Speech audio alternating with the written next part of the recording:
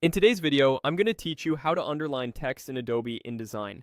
By the end, you'll know exactly where the underline control lives, how to target just the text you want, and what to look for if the line doesn't appear the way you expect. Start by opening Adobe InDesign and loading the document you want to work on. If you're starting fresh, create a quick text frame so you have something to format. It helps to zoom to a comfortable level so you can clearly see the characters you'll be editing. Remember, most text formatting in InDesign is applied to the specific characters you select, so having a clear view makes a difference.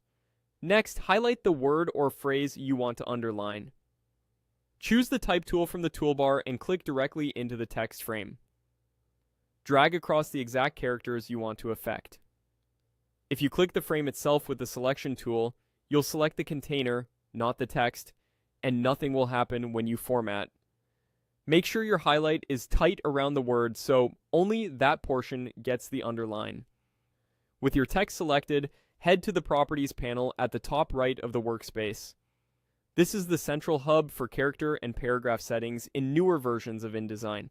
If your workspace looks different, look for the Properties panel in the right-hand dock. Once it's active, you'll see character controls like font, size, and other type attributes relevant to your selection.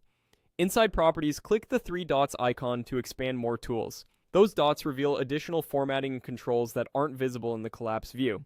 Expanding this area ensures you can see the underline option alongside other advanced character features. Now click Underline. The underline applies immediately to the text you highlighted.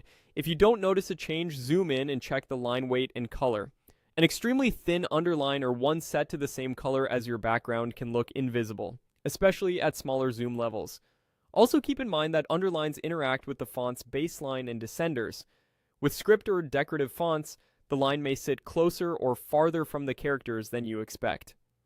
That's normal and depends on the typeface's metrics. Underlines can be tailored to your design needs, including weight, offset, and style, so they complement rather than compete with your typography.